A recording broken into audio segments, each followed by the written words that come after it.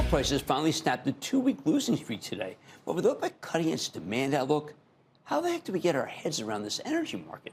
This is a crazy moment where the president is constantly fluctuating tariff policies to actually put a real damper on global growth. And when there's less growth, obviously there's going to be less use for oil. But man, with the crude at 61 bucks, it sure has come down a lot. How low could it go? Whenever I need insight into this business, I want to check in with the smartest energy analyst in the game. That's Rusty Braziel. He's the founder and executive chairman of RBN Energy, who has a magnificent track record with us. Rusty, welcome back to Mad Money. Yeah, I'm great to be with you again. Okay, so Rusty, if you had told me that we would have President Trump and there would be the kind of policies that he brought in for 2016, I would think oil would be at 80 bucks.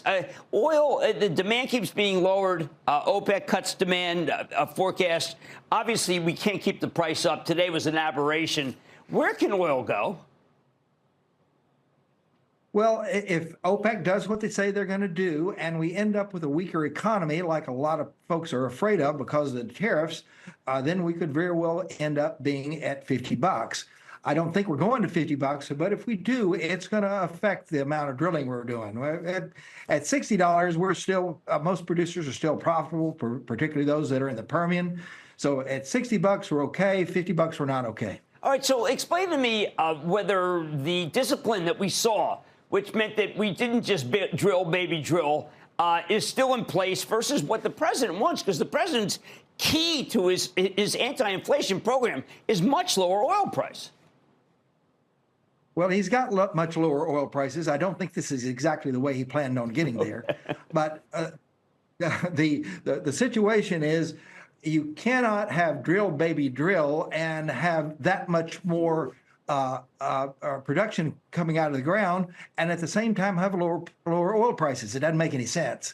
So I think we're going to talk after a while about Chris Wright, and he's got a pretty hard job on his hands because he's got to figure out exactly how to do that. I think it's going to be a tough job. All right, well, let's go to Chris Wright. Exactly. I said he's Department of Energy.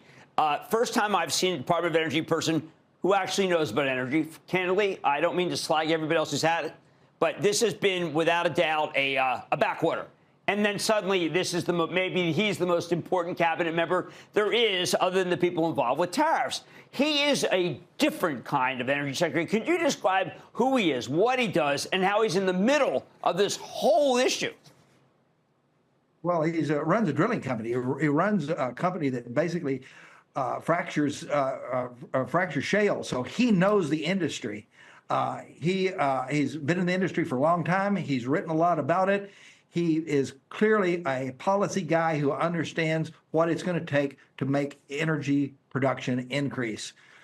He's already accomplishing a lot of things. He's approving LNG facilities. He's reducing regulations. He's working on a big project out of Alaska. But he's got the problem with his boss, that his boss wants drill, baby, drill. At the same time, we have lower crude oil prices or lower energy prices, and that's going to be tough. Okay, is he opening up any areas that, other than Alaska, that are actually useful? Because one thing I often hear about is we're going to open up this area, open up that area, but really everything's kind of set in stone by the companies that really that already have made their decisions.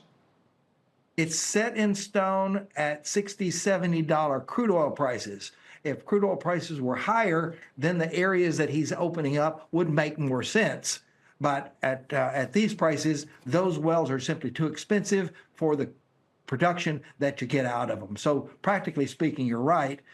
You can open up all the areas in the world, but that doesn't mean there's going to be that much more drilling. Okay, how about LNG in terms of our export? We know that there was basically there was a pause put on by the Biden administration, but it was a pause that looked like it may never end. That's obviously changed. Where are we in terms of development? Where do you see us 5 years from now? Well, the 5 years from now, we're going to be almost double the amount of LNG that we're exporting right now. So it's going to be huge. There's a number of new facilities coming on. The pause has been unpaused. So everything is working the way it's supposed to, except for one thing, and that is the fact that the market is very concerned about all the uncertainty that we're dealing with right now. If you're dealing with somebody who is going to make a commitment for billions of dollars over not just 5 years, but over 20 years or 30 years, then they're worried about just exactly how much certainty they're going to have in the marketplace in order to be able to make the decisions they've got to make. And when the market's flip-flopping the way that's been over the last 2 weeks, where we have a different world every morning, it's hard to make those 20-year decisions. All right, well, how about a decision involving data centers? We know data centers are humongous users of energy. I was shocked when Microsoft wanted to open a 3 Mile Island when we have so much natural gas. One would cost a fortune, the other would not. Where are we with these companies that want pure, clean energy and dirtier natural gas that they just may have to accept if they want all that power? Well, I'll disagree with you about dirty natural gas. I think natural gas is pretty darn clean. But in terms of the data centers, what we have done is we have issued scores of press releases. Everybody wants to build a data center, and everybody wants to jump on the AI gravy train and be able to generate a lot of gas, either with a lot of electricity, either with natural gas or with renewables or something else.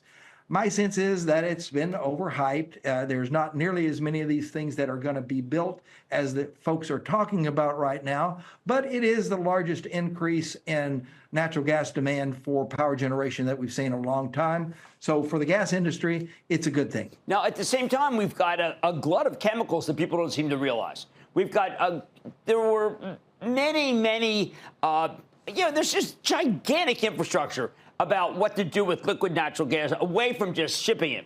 Where are we in terms of all the other the splittles of energy that are, the ethanes, the propanes? Where are we with those? Because that's something we dominate in the world. Well, a lot of most of the folks that are looking at exports right now and what's going to happen are looking at the Chinese the side of things. In the U.S., we've exempted energy from the tariffs. So that means at least we don't have to worry about that anymore. But China's retaliatory tariffs of 125%, they include energy products. Good news is that oil is we're only about 6% of our exports of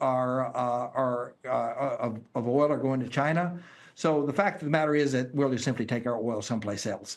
Wow. And it's not going to hurt the Chinese. They're going to replace their oil with something from the Middle East or somewhere else. It's not that big a deal.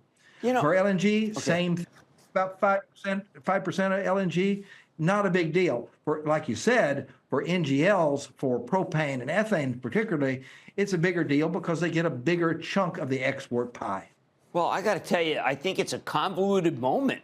I think that if oil goes down more, then all bets are off, because our companies won't know what to do. If oil goes up, obviously that would be incredible, but it just doesn't look like it's going to, Rusty. I just don't see the move to 60 to 70.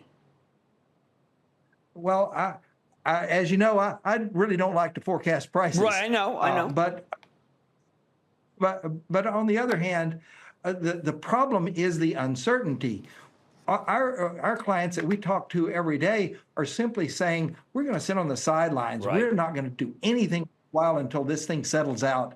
And that has an implication for oil prices, for infrastructure construction, for everything that goes into a marketplace. The marketplace is deer in the headlights right now, and that's the way it's going to be until we start seeing some sort of stability. Still one more industry where we don't know what's going to happen. It does get unnerving after a while. Rusty Braziel is the founder, executive chairman of RBN Energy. Thank you, Rusty, for making some sense of it. Appreciate it. Thanks. Mad Money's back after the break.